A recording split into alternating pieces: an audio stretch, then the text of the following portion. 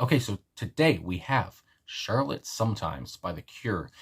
So again, this is a song that has been requested quite a few times. Whenever I would do The Cure, people would say, you got to do Charlotte Sometimes. So here we are. We're doing Charlotte Sometimes today. So yeah, we're going to get into this. This is from Faith. Yeah, let's just get into it and go, I guess. Here we go.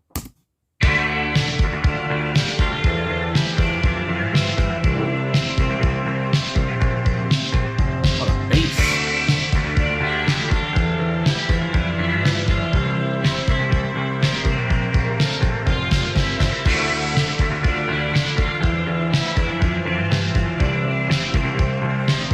Almost like a Joy Division sound.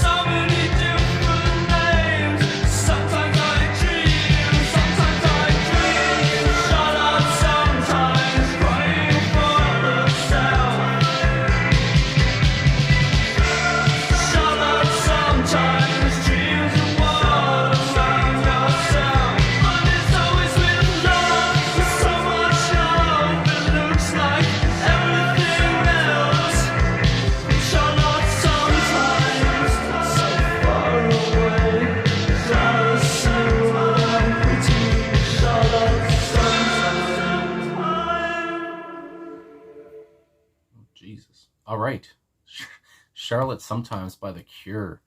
Okay, I like I said at the start, that a lot of bass in that. I mean, the sound was just so deep, so like, oh my goodness. And I mean, obviously, oh my goodness, Robert Smith's vocals. I mean, it's almost like an echo here. I have to also say I liked, sometimes.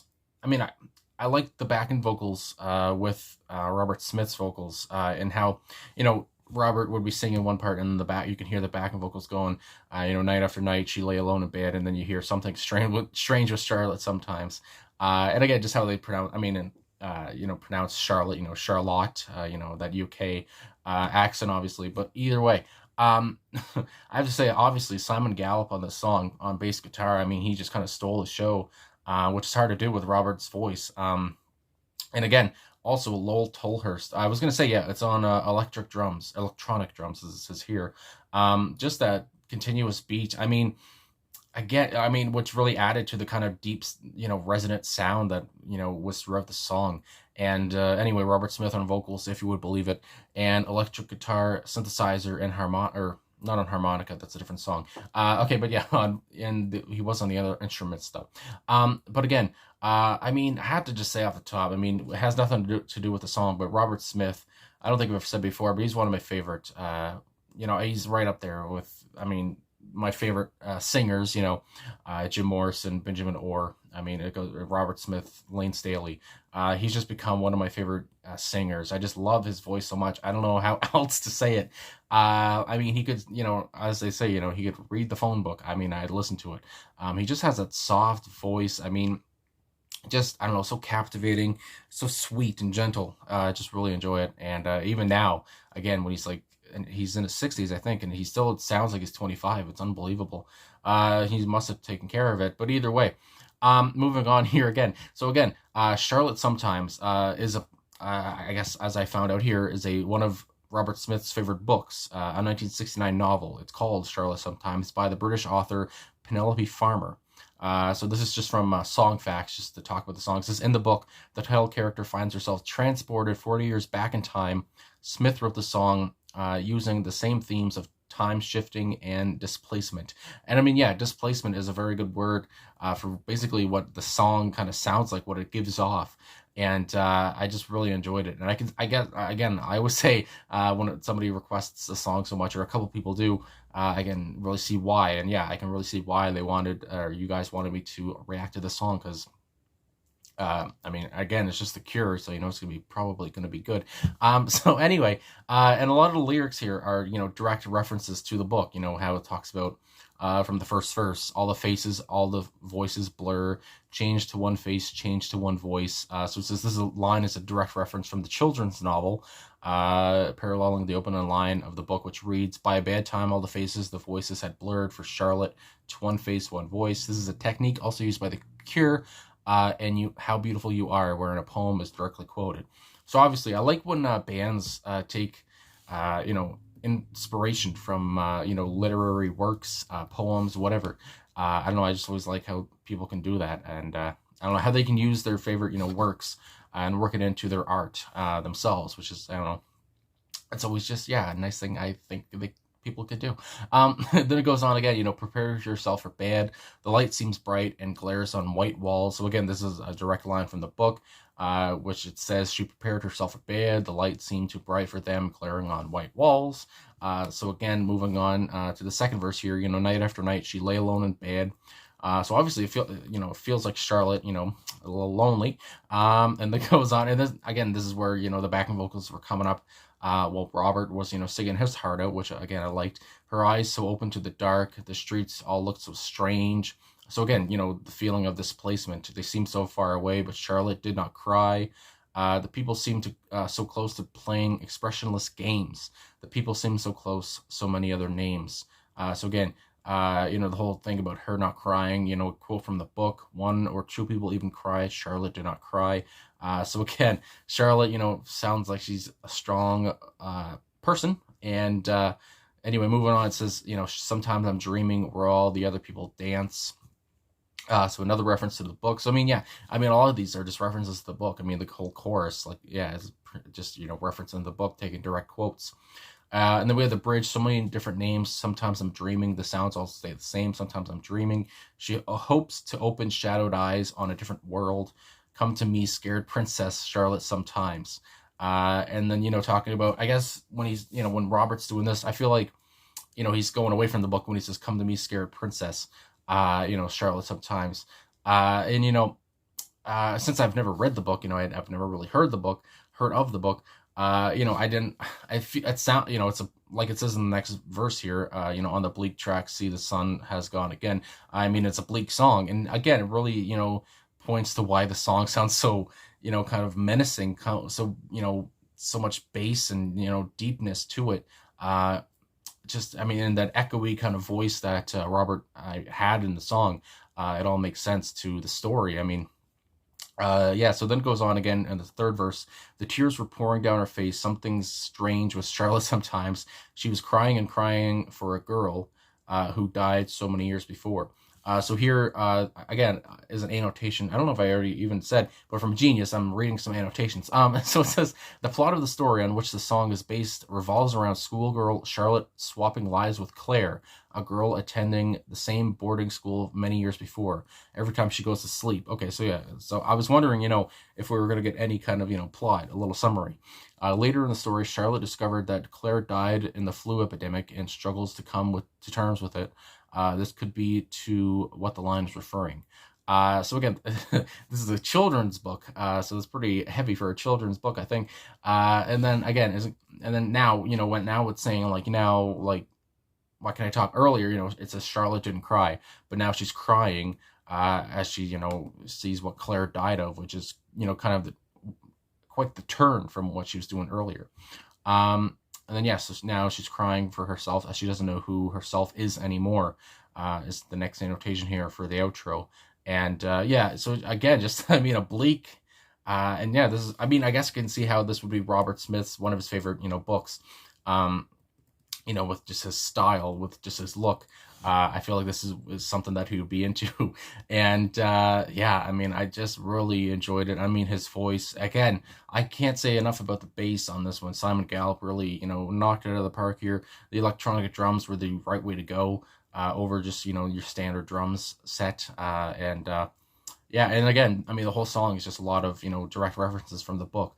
So obviously this really did, hit home for Robert. And I don't know if the rest of the band, I don't know if they would have read this as well, but at least it says Robert did. But again, I just want to get into one more thing from Song Facts here, which I said earlier. There is a music video for this, but again, I can't watch music videos because the video will probably be taken down for copyright, but I can just listen to the song, which is kind of weird. But anyway, it says for the music video, it was filmed at a disused lunatic asylum, the Holloway Sanatorium in Virginia Water, Surrey. At the institution, art was a form of therapy. It says a sign warned visitors not to offer criticism of the patient's artwork. I mean, I don't think you should. I mean, the patient's there. I mean, God bless him.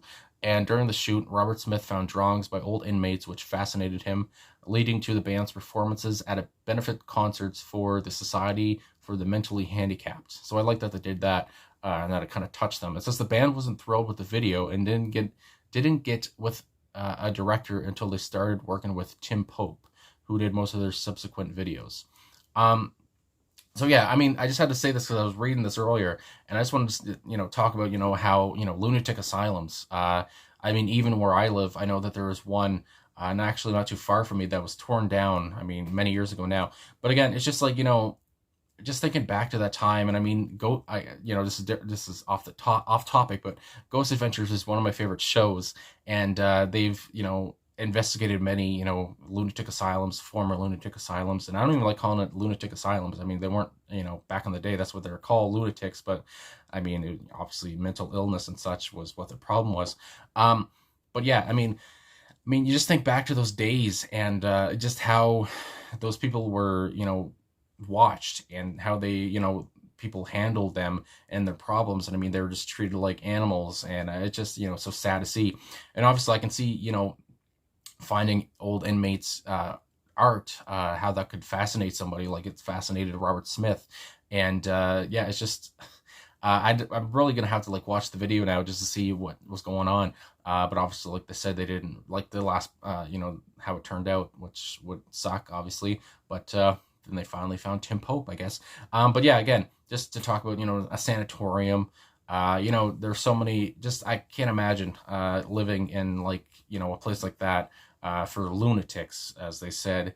and you know, just because, I mean, and yeah, I know some places it depended on what you had. I mean, some people it was just nothing, like what you consider today just like to be a mental illness. You're, even if you were like, if you were gay or something, you were thrown into like a lunatic asylum. I mean, it just, I mean, it's part of, it's dark history. It can be a lot of dark history, and but it is very fascinating. And yeah, anyway, so again, just to talk about that, that was a little off topic, but yeah.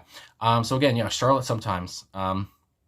Obviously a big influence on Robert, and I like that they pretty much just, you know, took direct you know, references and quotes from the book and just fit them into a song, and it was a lovely song, even though it was kind of dark, and yeah, just a lot of imagery coming to mind, especially about, you know, uh, the asylums and what went on, you know, back in the day.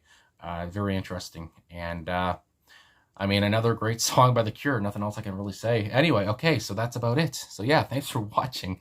Thanks for liking, subscribing, commenting. I always feel like I go so long, I talk too much, but either way, I mean, yeah, that's that's how it goes sometimes. So yeah, again, I just can't get over these three men. And never, and I know, again, I just have to say, it never sounds like there's just three of them, a trio. When they're doing these songs, it just sounds like so many more people, but it's just Simon, Robert, and Lowell. And yeah, I mean, they were uh, well deserved of the attention they got and the success they had. Anyway, thanks for watching again. I'll finally end this now, and I will talk to you guys again soon.